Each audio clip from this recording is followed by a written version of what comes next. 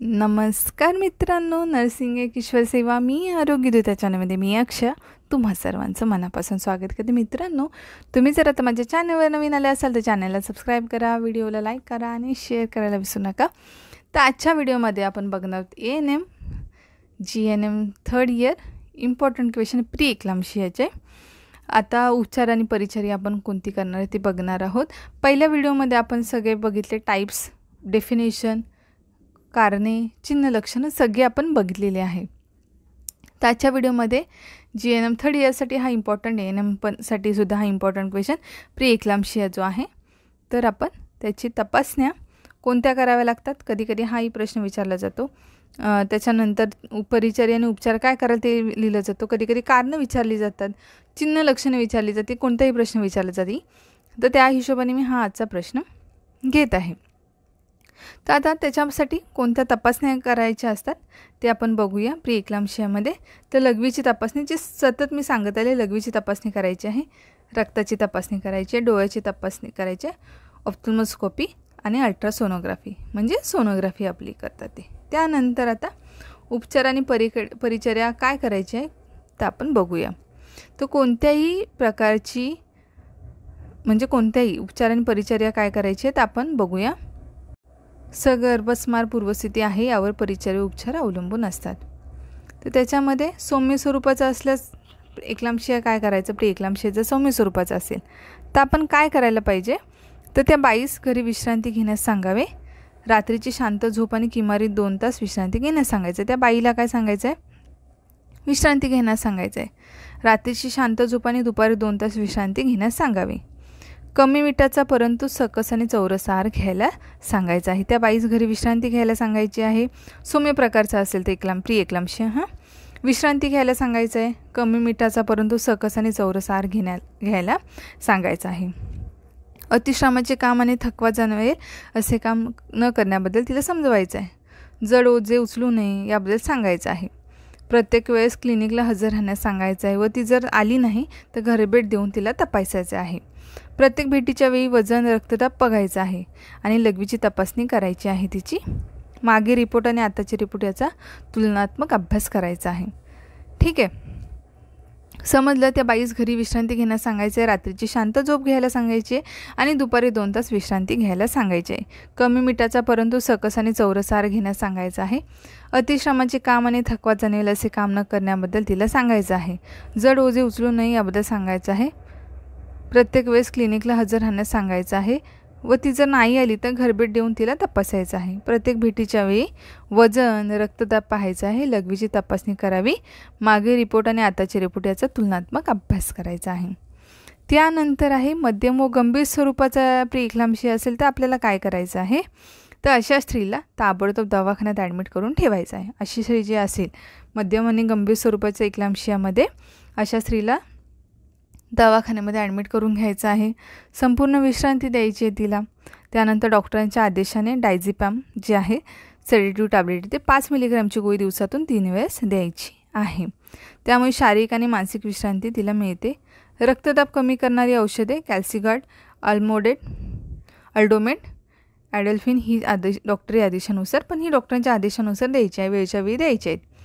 योग्य प्रमाणात आणि योग्य मार्गाने म्हणजे योग्य प्रमाणात आणि योग्य मार्गाने ती औषधं द्यायची आहेत. डायझेपमची गोळी किंवा कॅल्सिगार्ड, अल्डोमेट, ॲडल्फिन ही औषधं आहेत. पण डॉक्टर जेव्हा आपल्याला लिहून देतात पेपरवरती ते मेन्शन करतात त्याच्यानंतर आपल्याला द्यायचे आहे. आणि IV सांगितलं तर IV द्यायची, ओरल सांगितलं तर ओरल, असे प्रकार असतात. आता इंजेक्शनचे पण प्रकार असतात, सबक्यूट असतात. काही इंजेक्शन सबक्यूट आपण देतो, त्याच्यानंतर IM देतो. ठीक आहे, IV देतो. औषधं जी मेडिसिन असतात ते ओरली असतात. तर त्याप्रमाणे योग्य प्रमाणात योग्य मार्गाने द्यायचे आणि मिलीग्रामामध्ये असतात, 1 ग्रॅम असतात, हो की नाही. तर अशा प्रमाणात आपल्याला द्यायचे असतात. काही इंजेक्शन्स असतात ते किंवा 1 ml सांगितलं, 5 ml हे इंजेक्शन 2 ml मध्ये घे आणि डायल्यूट करून दे असं सांगितलं. मग 2 ml इंजेक्शन घ्यायचं, डिस्टिल वॉटर घेऊन त्याच्यामध्ये डायल्यूट करून द्यायचं, अशी त्याची प्रक्रिया असते. ठीक आहे, योग्य मार्गाने द्यावीत. मूत्राचे प्रमाण वाढवणारे डायुरेटिक्स देतात, त्यामुळे सूज कमी होण्यास, रक्तदाब कमी होण्यास मदत होते. मिल्क ऑफ मॅग्नेशियाचे 4 चमचे रात्री झोपताना द्यायचे, त्यामुळे शौचास काय होतं, साफ होते. मग मलावरोध टाळला जाऊन रोग्यास होणारा त्रास कमी होतो. कॉन्स्टिपेशन मग टाळलं जातं आणि मग रुग्णाला होणारा त्रास कमी होतो. पेशंटला व नातेवाईकांना धीर द्यायचा आहे. आहार कमी मिठाचा आहार द्यावा. यामध्ये देखील शर्करयुक्त पदार्थ कमी आणि प्रोटीन्स जास्त द्यायचं आहे. त्यानंतर आता गंभीर अवस्था असल्यावरती काय करायचं बघूया.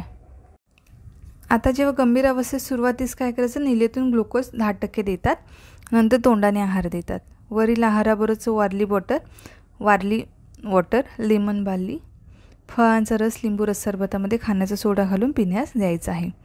त्यामुळे लघवीचं प्रमाण वाढून सूज कमी होण्यास मदत होते. इनटेक आउटपुट चार्ट ठेवावा. लघवीचं निरीक्षण करायचं आहे. लघवीची तपासणी दिवसातून 2 वेळेस करायची आहे आणि करून त्याची नोंद ठेवायची आहे. दर 4 तासाने ताप, नाडी, श्वसन पाहून त्याची नोंद ठेवायची आहे. दर 4 तासाने रक्तदाब जो आहे ब्लड प्रेशर तो बघून त्याची नोंद ठेवायची आहे. दर 2 तासाने गर्भहृदयध्वनी म्हणजे FHS फिटल हार्ट रेट ऐकून मगाशी म्हणजे पहिल्या व्हिडिओमध्ये सांगितल्याप्रमाणे आपल्याला नोंद ठेवायची आहे. सुजेचे निरीक्षण करायचं आहे. दिवसातून 1 वेळेस वजन करून त्याची नोंद ठेवायची आहे. सुरुवातीस व त्यानंतर आवश्यकतेनुसार ऑप्थल्मोस्कोपी करायची आहे. औषधाचा परिणाम बघायचा आहे.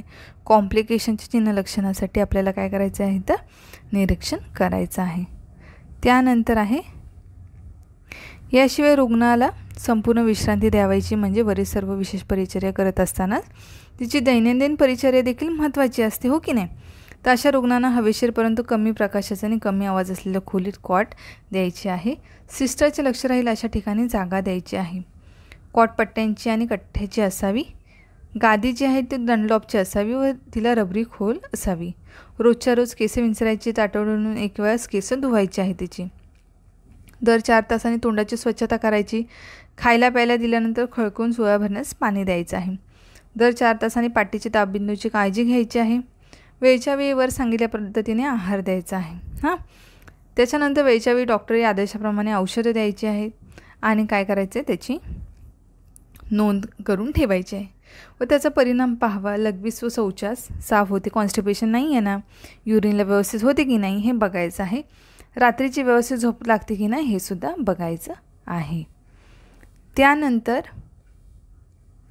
या सर्व उपचाराने रुग्णामध्ये जर सुधारणा दिसू लागली, म्हणजे सूज कमी होते, वजन कमी होते, रक्तदाब स्वाभाविकतेला येतो, लघवीचे प्रमाण वाढते, लघवीमधून जाणाऱ्या अल्ब्युमिनचे प्रमाणही कमी होते, रोगी पूर्णतः बरा झाल्यानंतर तिला प्रसूतीसाठी खूप अवकाश असल्यास घरी पाठवण्यास हरकत नाही. या सर्व उपचारांनी जर रुग्णामध्ये सुधारणा दिसते किंवा रुग्णाचं सूज कमी होते, वजन कमी होतं आहे, रक्तदाब स्वाभाविकतेला येतो आहे, ब्लड प्रेशर, तर अशा रुग्णाला पण घरी पाठवायला हरकत नाही आहे.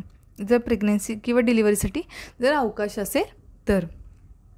रोगी पूर्णतः बरा झाल्यानंतर तिला प्रसूतीसाठी खूप अवकाशाला घरी पाठवायला हरकत नाही, परंतु तिने दर आठवड्याला क्लिनिकला येणे आवश्यक आहे. जर प्रसूतीची आदमासची तारीख ड्यू डेट जवळ आली असेल तर मग तिला अशा व्यक्तीला दवाखान्यातच ठेवून घ्यायचं आहे. परंतु कोणत्याही परिस्थितीत अशा स्त्रीची प्रसूतीची तारीख उलटून जाऊन द्यायची नाही आहे. ठीक आहे.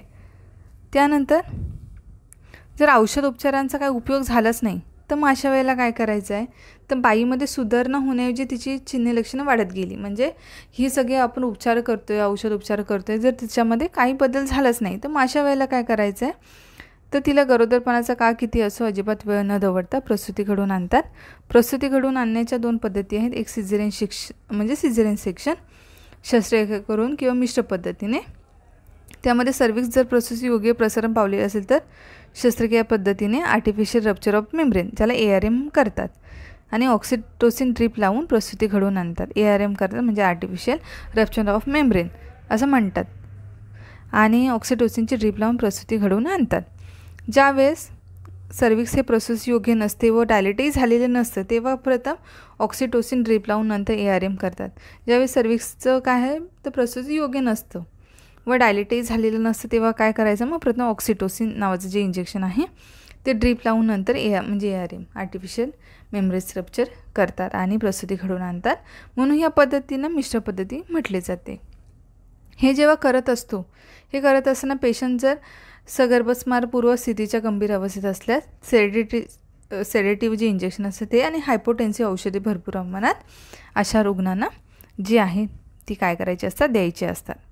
ठीक आहे. ARM करायचं असतं किंवा सिझेरियन सेक्शन करायचं असतं तर आणि मग जर रुग्ण जो आहे तो गंभीर अवस्थेत असेल तर काय करायचं, तर सेडेटिव्ह आणि हायपोटेन्सिव्ह औषधं द्यायची आहेत. अशा प्रकारे प्रीएक्लाम्प्सिया पेशंटचे उपचार आणि परिचर्या आहे ती अशा प्रकारे करायची आहे. तर आजचा व्हिडिओ होता. लवकरच भेटू आपण पुढच्या व्हिडिओमध्ये. तोपर्यंत काळजी घ्या, मस्त राहा, स्वस्थ राहा. धन्यवाद.